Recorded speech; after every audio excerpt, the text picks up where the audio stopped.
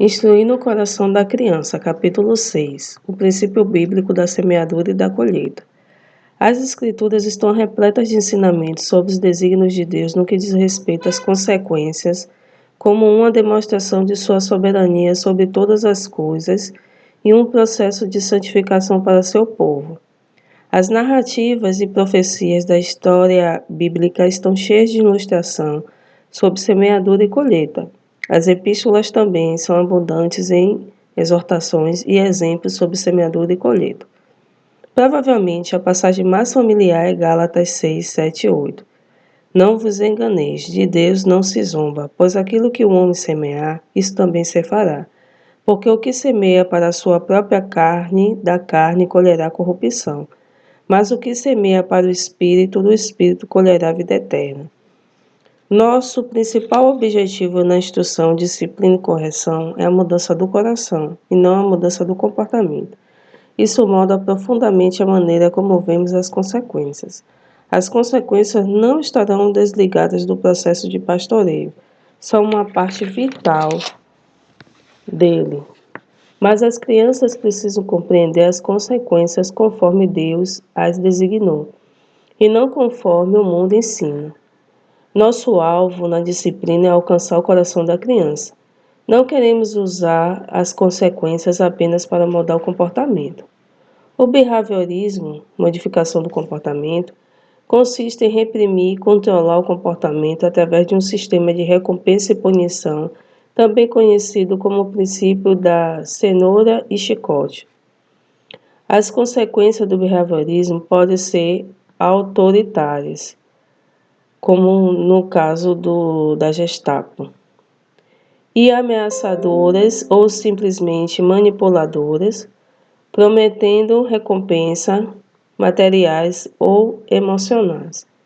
Podem oferecer incentivos e inibidores externos para mudar o comportamento ou apelar ao senso da culpa e medo de desaprovação da criança. Esses métodos são ferramentas poderosas para mudar o comportamento, mas deixam de lado o coração da criança. Em contraste, a correção, a disciplina e a multiplicação bíblica utiliza a verdade duradoura das Escrituras para instruir o coração e direcionar o comportamento.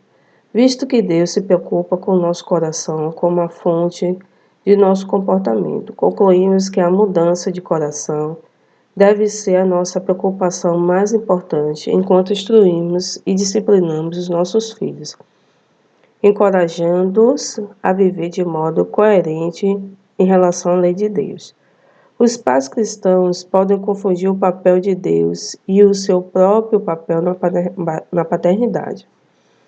Temos o padrão de Deus, sua lei que apresentamos aos nossos filhos, visto que não podemos atingir seus corações e transformá-los. A nossa tentação é substituir o poder da palavra de Deus e as obras do Espírito Santo no coração dos nossos filhos pelos métodos behavioristas de nossa cultura. A nossa cultura depende do behaviorismo porque não possui nenhuma doutrina que produza mudança interior. Você pode me perguntar qual é o papel das consequências nesse processo. Eu posso pastorear o coração do meu filho e ainda ter as consequências no comportamento? Isso não os deixará confusos. Se o campo de batalha é o coração, então por que devo corrigir o comportamento exterior? O princípio bíblico de semeadura e colheita, descrito e ilustrado nas Escrituras, nos ajuda a compreender e a aplicar o plano de Deus para as consequências no processo da disciplina. Você precisa compreender por si mesmo esse processo. Precisa ensiná-lo aos seus filhos de forma autoconsistente. Eles precisam ver a disciplina e a correção que você lhe dá como uma bênção e uma proteção para mantê-los afastados da insensatez e da destruição. Sem essa visão para mudar o coração, sua instrução, correção, motivação e consequência se tornarão uma tentativa desesperada de colocar seu filho na linha. Você se satisfará com a mudança externa do comportamento, em vez de treinar o coração de seus filhos. Temos a esperança do poder do Evangelho para transformar a vida e o coração das pessoas. O Evangelho é a única esperança para uma mudança verdadeira no coração de seus filhos. Todas as suas instruções e consequências precisam ser energizadas por essa verdade. Deus determinou. A revelação das tuas palavras esclarece e dá entendimento. Salmos 119 e 130. A sua tarefa paterna é apresentar a verdade. Deus muda o coração. O comportamento é um resultado do coração. Mesmo quando há necessidade de reprimir o comportamento, você precisa ter um objetivo maior em vista: apresentar a verdade de Deus aos seus filhos. Visto que a palavra de Deus é dirigida ao coração da criança, você precisa estar concentrado no coração. Ajude seu filho a entender a distinção entre consequência behaviorista e o princípio bíblico de semeadura e colheita. Existem duas razões pelas quais isso é importante. Primeiro, precisamos entender e ensinar os nossos filhos a entenderem os erros da cultura popular, à medida que ela se impõe sobre a nossa filosofia de vida e prática. Segundo, se você quer que seus filhos se beneficiem completamente dos propósitos redentores de Deus na punição, eles precisam reconhecer isso como um ato de regeneração e preservação da parte de Deus, não como uma obra do acaso ou uma energia cósmica extravagante vinda do Todo-Poderoso. Você ocupa o lugar de agente de Deus em manter o padrão amoroso e instrução afetiva. Você administra os lembretes, consequências temporais e tangíveis para infundir a verdade de que não se pode zombar de Deus. Semeadura e colheita. O princípio da semeadura e colheita das Escrituras oferece um paradigma para a compreensão das consequências bíblicas. A diferença mais dramática entre as consequências bíblicas e o behaviorismo é o objetivo da consequência. À medida que os pais aplicam o princípio bíblico de semeadura e colheita, as consequências que eles planejam servirão como uma pequena parte do processo da disciplina para enfatizar a realidade da verdade bíblica. Em contrapartida, visto que as consequências behavioristas servem somente como instrumento de mudança de comportamento, elas afastam as crianças do Evangelho e de uma mudança duradoura do coração. Uma visão bíblica de semeadura e colheita. Recentemente li a frase "não colhemos o que semeamos" em uma propaganda de carro. Embora a cultura popular considere este conceito, mesmo que vagamente, como o recebimento daquilo que merecemos, ela fica aquém das consequências temporais e eternas para o comportamento conforme descrito nas Escrituras. O que são semeadura e colheita e como você pode resgatar o propósito santo de Deus para este processo ao pastorear os seus filhos? Como você pode pensar nesta equação de semeadura e colheita? A bênção de semear para o Espírito, Gálatas 6:8, nos encoraja. Porque o que semeia para a sua própria carne, da carne colherá corrupção, mas o que semeia para o Espírito, do Espírito colherá a vida eterna. Use as ilustrações, os mandamentos, os chamamentos, as promessas das Escrituras e a história da Igreja para enobrecer a mente e o coração das crianças e instruí-las, incentivá-las a buscar a santificação e a mortificação do pecado. Tenha o cuidado de descrever as bênçãos da vida no espírito como algo belo e vivificador, mesmo quando você tiver que mostrar a tolice e a desgraça da desobediência e da transgressão da lei. Outra maneira pela qual a Bíblia apresenta a metáfora da semeadura e colheita é a linguagem de plantio e ceifa. Se plantarmos ervilhas, ceifaremos ervilhas. Não podemos semear pensamentos e comportamentos pecaminosos e ceifar algo diferente daquilo que semeamos.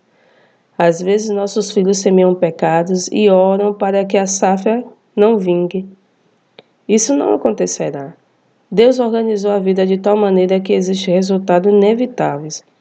Você precisa aprender a viver e a treinar os seus filhos para viver e manter a atitude mental de ceifa. Eles estão sempre semeando e ceifando. Esse processo acontece muitas vezes ao dia. Aquilo que as crianças plantam hoje será colhido amanhã. O amanhã pode ser medido através de momentos ou de anos, mas ele chegará. A semeadura e a colheita são uma realidade bíblica. O princípio bíblico de semeadura e colheita é a afirmação de um fato. Ele se baseia na aliança de Deus. Lembre-se de que havia bênçãos e maldições vinculadas à aliança de Deus com os homens. Primeiramente com Adão, depois com os patriarcas, seguindo por seu povo escolhido de Israel, e entendida a todos os crentes da nova aliança. O princípio bíblico da semeadura e colheita reflete os resultados e as consequências que Deus estabeleceu para este mundo. As consequências de Deus são incontestáveis. Elas são soberanas e santas, são profundamente espirituais, sobrenaturais e eternas, bem como temporais. Semear para a natureza pecaminosa traz destruição, tanto neste tempo quanto na eternidade. Semear para o espírito produz paz com Deus e conforto espiritual proveniente da sua presença, mesmo em meio às experiências prejudiciais e dolorosas, e resulta em vida eterna. À medida que olhamos para a vida neste mundo, percebemos que esta verdade das Escrituras é demonstrada e confirmada vez após vez nos relacionamentos pessoais, nas circunstâncias do universo físico e em nossa vida coletiva. Samuel 2,30 nos oferece um exemplo instrutivo sobre semeadura e colheita. Portanto, diz o Senhor Deus de Israel: na verdade, dissera eu que a tua casa e a casa de teu pai andaria diante de mim perpetuamente. Porém, agora, diz o Senhor, longe de mim tal coisa, porque os que me honram, honrarei, porém os que me desprezam serão desmerecidos. Eli era um sacerdote na casa de Deus. Conhecia as bênçãos e as maldições da aliança de Deus com Israel. Seu fracasso em refrear os desejos de seus filhos, a morte certa de sua família, a perda do sacerdócio para as futuras gerações da sua família e a sua aflição e tristeza de coração não era apenas uma ameaça que Deus estava lançando sobre ele. Esse pronunciamento terrível era a consequência inevitável da escolha de Eli em semear a desobediência para com Deus enquanto criava seus filhos. Ele mereceu receber em sua vida e em seu espírito a sentença máxima de sua escolha. As consequências bíblicas do semear e do colher no comportamento dos filhos. A nossa cultura vê a questão da semeadura e da colheita da mesma maneira como vê Papai Noel, entoando a música de Natal. Você deve vigiar, não deve chorar, não fique emburrado, Papai Noel está chegando. A cultura predominante reconhece apenas este mundo material e deixa a superintendência soberana de Deus fora de cena. Assim, as consequências têm a ver somente com as cobiças e desejos desta vida. Portanto, esse conceito parece ser tão lógico como a propaganda que serve para justificar a minha cobiça por um automóvel. Os pais, na função de representantes visíveis da autoridade de Deus, precisam compreender e praticar o princípio das consequências bíblicas e não das recompensas e punições do behaviorismo. O princípio da semeadura e colheita mostra o caminho que devemos seguir. Existem precedentes para esta verdade em todas as partes das Escrituras. Todos que lançam mão da espada, a espada perecerão. Mateus 26, 52. O rei que julga os pobres com equidade firmará o seu trono para sempre. Provérbios 29, 14. Você se lembra de Miriam em Números? Em seu orgulho, ela exigiu ser reconhecida na Assembleia dos Israelitas como a irmã de Moisés e de Arão. Não estava contente com sua posição humilde. O que ela colheu? Lepra. Foi expulsa da Assembleia e sofreu solidão e desgraça por causa de um pecado de orgulho e de exigência para ser exaltada. Em Números 20, do 1 ao 13, lemos que Moisés ficou irado com os israelitas, murmuradores, contenciosos e incrédulos. Ele feriu a rocha com a ira, em vez de entregar-se a Deus e trazer uma orientação piedosa ao seu povo. Deus disse: Visto que não crestes em mim para me santificaste diante dos filhos de Israel, por isso não fareis entrar esse povo na terra que lhe dei. Qual era o alvo da peregrinação no deserto? O alvo era entrar na terra prometida. Predominantemente, o propósito de Deus na correção é promover a justiça. Hebreus 12, 5 a 7 e 10 a 12 nos revela o que está no coração de Deus em relação à disciplina. E estás esquecidos da exortação que, como a filhos, discorre convosco, filho meu. Não menospreze a correção que vem de Deus, nem desanimes quando por ele és reprovado. Porque o Senhor corrige a quem ama e açoita todo filho a quem recebe. É para a disciplina que perseverais. Deus vos trata como filhos. Pois que filho há que o pai não corrige? Eles nos corrigiam por um pouco tempo, segundo melhor lhes parecia. Deus, porém, nos disciplina para aproveitamento, a fim de sermos participantes de sua santidade. Toda disciplina com efeito no momento não parece ser motivo de alegria, mas de tristeza. Ao depois, entretanto, produz fruto pacífico aos que têm sido por ela exercitados, fruto da justiça. Por isso, restabelecerei as mãos decaídas e os joelhos trópegos. Que cosmovisão radical! A colheita, no propósito de Deus para o seu povo, é a restauração. De sua parte, isso é o que os seus filhos têm pensado sobre a colheita, mesmo quando precisam sofrer as consequências dolorosas de seus pecados? As consequências que refletem a lei de Deus serão consistentes e enfatizarão o bem da criança a longo prazo. Deixe-me ilustrar isso. Em um dia, eu prefiro que meus filhos coloquem casacos antes de se exporem às temperaturas frias de outono. Eu posso dar razões humanísticas para as minhas exigências. Estou preocupado com a saúde de vocês. Vocês podem pegar pneumonia lá fora se não se protegerem. Vocês têm de me obedecer. Acho que está muito frio para saírem sem casaco. Lembre-se de que seu pai disse que deveriam me obedecer hoje, senão vão apanhar quando ele chegar à noite. Você pode ameaçar, puni-los por não obedecerem e reagir com raiva caso eles não cedam. No dia seguinte, você pode ter assuntos mais urgentes em sua mente e não se importa se eles saírem sem casaco e touca, embora o frio esteja mais rigoroso do que no dia anterior. Você pode dizer: eu não me importo, apenas me dê um pouco de paz e sossego. Se pegar um resfriado, a culpa será da estupidez de vocês mesmos. Essa é uma instrução formativa importante.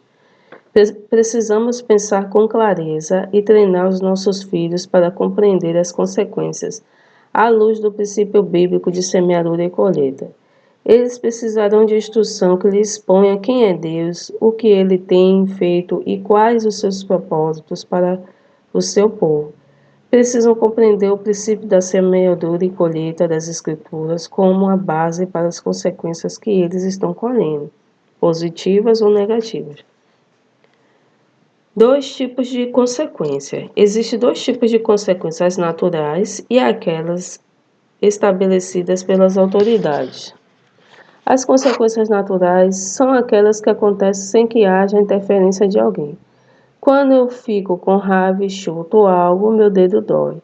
Da mesma maneira, se a criança esquece de levar o seu lanche escolar, isso resulta em um estômago roncando e não em um McLanche feliz. Perder novamente a calculadora resultará em ter de fazer contas à moda antiga, e não em uma nova ida ao shopping para comprar uma calculadora da moda. Os pais protegem as crianças das consequências naturais do comportamento, que poderiam servir para chamar a atenção para mudanças em áreas óbvias de comportamento irresponsável.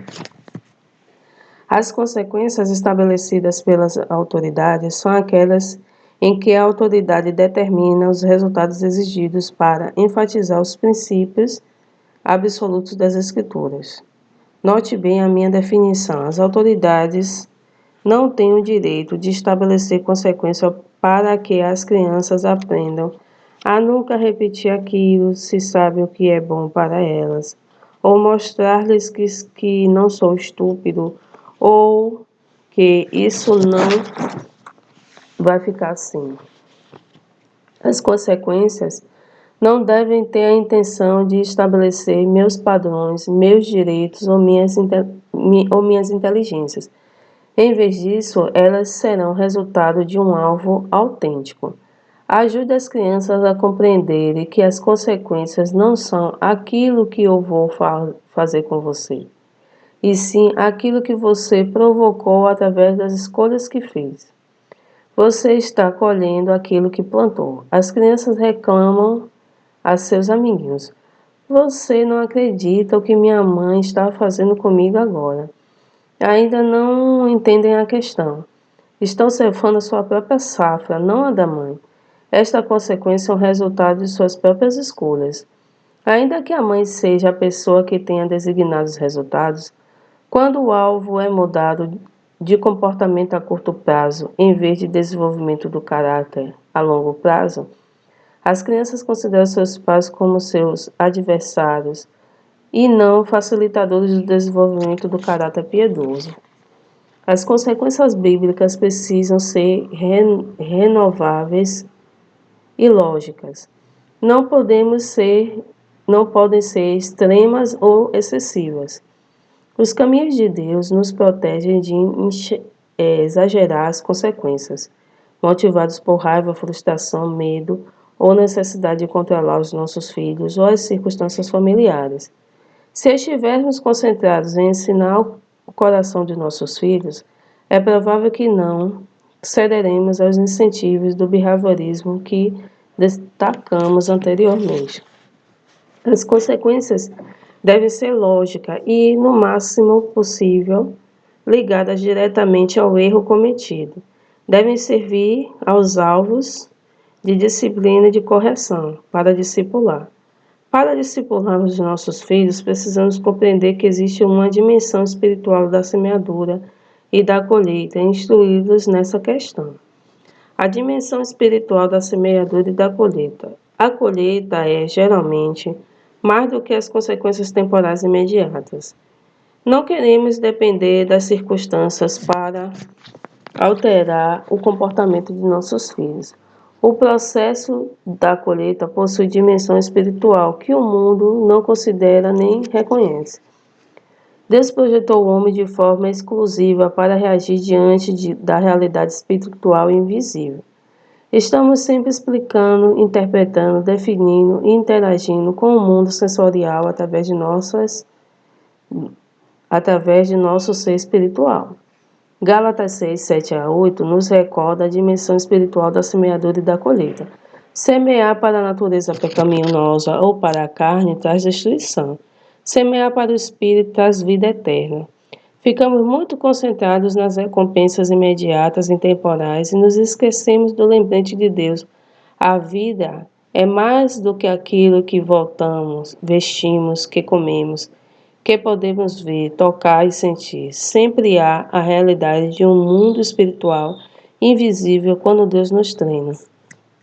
Quando são as considerações sobre a colheita que devemos ensinar aos nossos filhos? Sim, entendemos esta dimensão espiritual da semeadura e da colheita. As consequências mais significativas nem sempre são imediatas ou facilmente identificáveis. As consequências que estabelecemos servem para realçar esses resultados inevitáveis.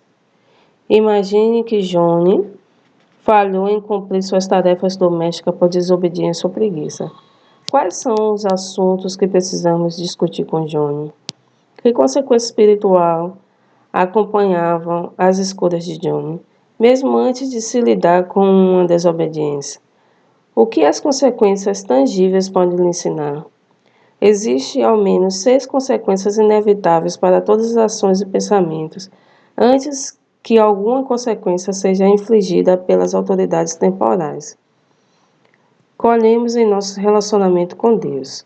De Deus não se zomba, porque os caminhos dos homens estão perante os olhos do Senhor, e Ele considera todas as suas veredas. Provérbios 5, 21. Ou Deus é nosso amigo, ou Ele é nosso inimigo. Tiago 4,4. Deus se opõe à convivência do homem de ânimo dobre. Tiago 1, 6 a 8. Não somos quentes nem frios espiritualmente. Apocalipse 3, 15 e 16. E o morno precisa mudar de atitude. Isso não é uma opção espiritual. Devido aos nossos pensamentos e às nossas obras, ajuntamos ou espalhamos. Mateus 12, 30. Ou vivemos com um senso de conforto bíblico ou com um senso de culpa e temor.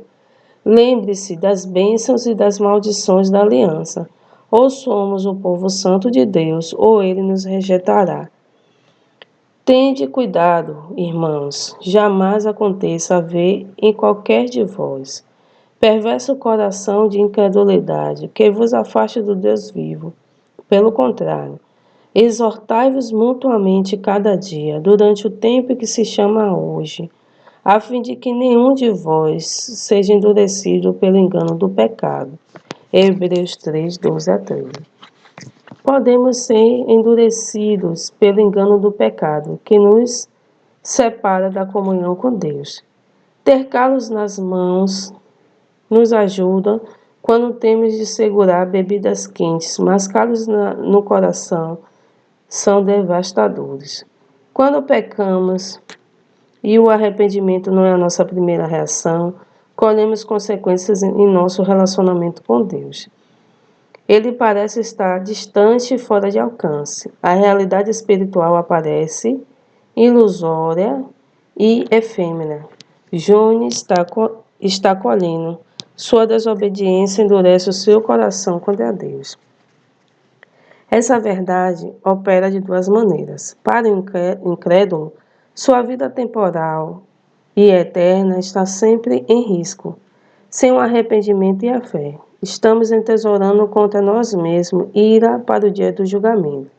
Romanos 2, 5.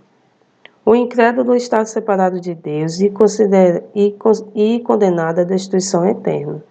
O Evangelho é a única esperança para que o seu relacionamento com Deus seja restaurado e ele possa escapar da morte eterna por causa da obra de Cristo. Que consequência, que oportunidade de introduzir a graça e a misericórdia de Deus na disciplina e na correção de nossos filhos. Todos os dias eles estão colhendo em seu relacionamento com Deus. Esta é uma realidade que todos nós vivemos. Para o crente que já se arrependeu e creu no Senhor Jesus Cristo, sua justificação é certa. Ele não corre o perigo de destruição eterna. Apesar disso, temos constantes advertências das Escrituras sobre dois perigos. Primeiro, se não nos arrependermos de verdade, seremos como a semente que pereceu por algum tempo, mas foi sufocada pelos cuidados do mundo. É possível consentir com a palavra na teoria, mas não na prática. Segundo, podemos desenvolver frieza no coração em relação a Deus. O aproximar-se de Deus estimula o crescimento na graça. Hebreus 10, 19 e 25. Mas um coração desviado não pode manter relacionamento e comunhão diária com Deus. Em contrapartida, semear devoção a Deus e anelo por ele e por seu reino das bênçãos espirituais, que são descritas com uma linguagem arrebatadora em toda a Escritura. O Salmo 37,4 consegue expressar de forma bem precisa essa colheita da alma. Agrada-te do Senhor, e Ele satisfará os desejos do teu coração. Colhemos em nosso relacionamento com Deus. Colhemos nos hábitos da vida. Os hábitos de pensamento e de conduta desenvolvidos na infância se revelarão inalteráveis durante a vida adulta. As escolhas diárias que parecem insignificantes geram uma força motriz que resulta na formação de nosso caráter. Isso é inevitável. O coração que forma concepções enganosas sobre a maneira de viver resolve os desafios da vida diária através da mentira, da fraude, do furto e da deslealdade. O coração que forma a concepção honesta a respeito de como devemos viver desenvolve os desafios da vida diária com a verdade, a integridade, o respeito ao próximo e aos seus pertences, a honra e a obediência às autoridades. Todas as escolhas singulares se aglomerarão para se tornarem uma reação mais agradável às pessoas e às circunstâncias da vida cotidiana. Devemos reconhecer que os hábitos de vida são formados na terra infância e se não forem confrontados por influência externa, definirão o curso da vida. Colheremos nos hábitos da vida. Nas tarefas diárias de sua família, Johnny tem a oportunidade conveniente para praticar e demonstrar hábitos saudáveis de vida em comunidade. Sua negligência nessa tarefa reforçará padrões de responsabilidade em outras áreas de sua vida familiar, escolar e, consequentemente, profissional. Como será essa situação daqui a 10 anos? Crianças que se jogam no chão, fazendo birra aos 3 anos de idade, quando não conseguem ter o brinquedo já, sairão de casa abruptamente em rebeldia, quando você não permitir que satisfaça os seus desejos aos 14 anos.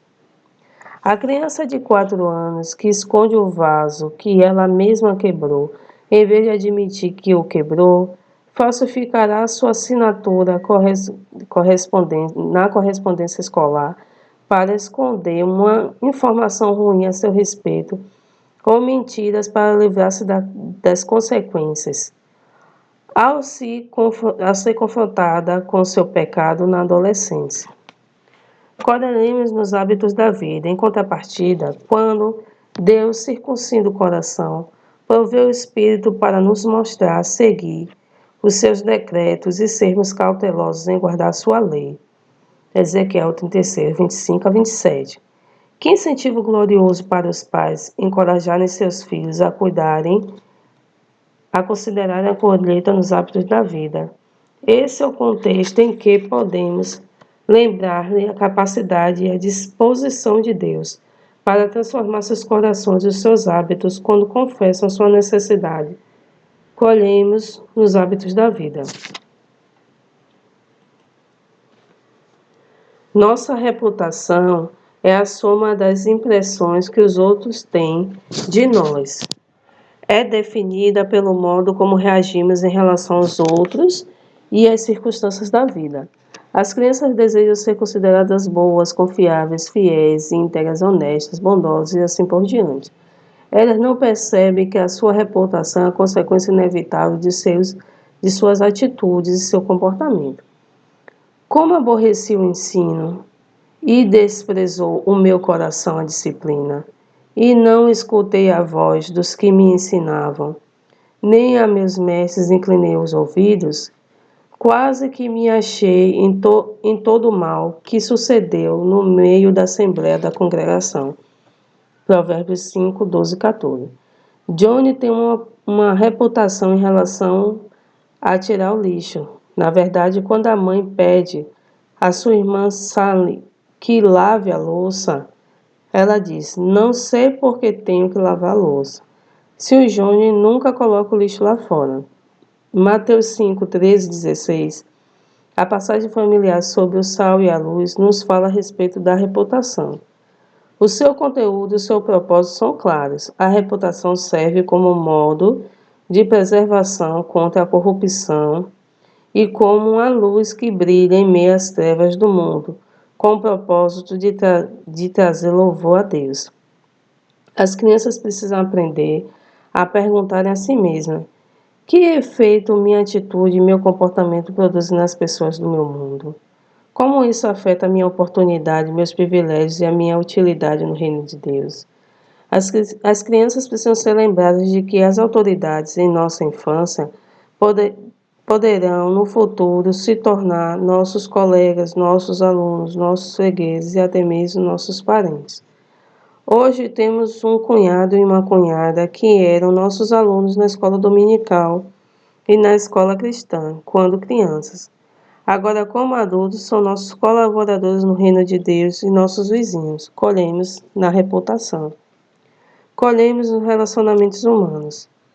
Nosso comportamento possui grandes implicações nos relacionamentos com os familiares, colegas e autoridades. Johnny e seus pais têm uma quebra no relacionamento toda semana em que Johnny não cumpre sua responsabilidade de pôr lixo fora. Isso afeta até outras áreas de seu relacionamento. Os nossos relacionamentos serão francos e sinceros ou serão permeados por medo, culpa, dor, amargura e desapontamento e nos deixarão na defensiva. As crianças geralmente revelam atitudes e comportamentos agindo como se as escolhas não tivessem nenhuma influência sobre seu relacionamento. Elas querem que os relacionamentos permaneçam inalterados, mesmo quando têm atitudes e comportamentos pecaminosos. Infelizmente, existem muitos adultos que jamais aprenderão essa lição. Colhemos alegrias ou dores imensas em nossos relacionamentos, dependendo daquilo que semeamos. Os relacionamentos podem ser fáceis ou acabar de repente devido às atitudes e escolhas individuais. Os conflitos habituais da vida que preenchem os nossos dias, com potenciais ofensas, não exigem rejeição, e sim correção que expressa o caráter de Cristo. Colhemos em nosso relacionamento. Colhemos em nossa utilidade no reino de Cristo. Todos somos atores na maravilhosa peça de redenção de Deus. Toda a história diz respeito à sua glória, sua lei, a sua graça, manifesta em Cristo Jesus. Tendo o seu ato final diante do trono de Deus, nós nos novos céus e na nova terra, a vida para os crentes consiste em semear atitudes de coração, em comportamento que promovam esses grandiosos temas da peça de Deus. Retrata a beleza e a harmonia de sua lei. Pratique seus preceitos e gozem das bênçãos espirituais da vida na luz. Atitudes de coração e comportamento que semeiam conflitos com esta mensagem tornam o crente ineficiente e improdutivo. Deixe-me ilustrar isso. No ensino fundamental de uma pequena escola cristã, do qual eu era diretor, algumas meninas estavam com problemas de relacionamento. Quando olhei para o relatório da professora, informei-me de que uma das meninas estava fofocando e criando contendas no grupo. O fato irônico era que essa mesma menina geralmente pedia oração para que fosse uma testemunha de Cristo entre suas amigas. Ela desejava ministrar genuinamente o evangelho aos seus relacionamentos, mas foi negligente em considerar as implicações do seu modo de falar, do seu comportamento e seu comportamento em sua utilidade no reino de Cristo. Considere a história do filho pródigo. Ele foi recebido de volta à família, o relacionamento foi restaurado, mas a herança e a utilidade dele para o bem estavam perdidas, e o respeito pela posição que ele ocupava diminuiu. O tempo desperdiçado significou perda de oportunidade. Colhemos em nossa utilidade no reino de Deus. Colhemos para a eternidade. Os incrédulos, que por impiedade detêm a verdade, terão uma colheita. Isto não é somente uma demonstração das Escrituras para fugirmos da ira vindoura. É uma declaração a respeito da realidade em que vivemos. Os incrédulos, cegados pelo enganador, para acreditarem que tudo está bem e viverem para o presente, estão acumulando as consequências que já descrevemos. Estão acumulando ira para o dia do julgamento. O perverso recebe um salário ilusório. Ele pode até ser bem-sucedido agora, mas o que semeia a justiça terá a recompensa verdadeira. A eternidade contará a verdadeira história. Provérbios 11:18. Os crentes também colhem para a eternidade. Certamente todos aqueles que se arrependerem e creram, desfrutarão dos novos céus e da nova terra, verão o Salvador face a face. Mas nas Escrituras temos indicações de que a nossa semeadura, na vida presente, terá implicações em relação às coroas que depositaremos aos pés de Cristo. Parece haver graus de glorificação em sua presença. Tão certo como o nosso anseio pelo reino de Deus tem implicações em nossas experiências diárias de comunhão com o Espírito e no consolo de sua presença, assim também toda a nossa vida de semeadura para o Espírito tem implicações em nosso eterno desfrute da glória. Contudo, se alguém edifica sobre o fundamento, é ouro, prata, pedra preciosa, madeira, forno, palha, manifesta, se tornará a obra de cada um, pois o dia a demonstrará, porque está sendo revelada pelo fogo. E qual seja a obra de cada um, o próprio fogo o provará. Se permanecer a obra de alguém que sobre o fundamento edificou, esse receberá galardão. Se a obra de alguém se queimar, sofrerá ele o dano, mas esse mesmo será salvo todavia como que através do fogo. 1 Coríntios 3, do 12 ao 15.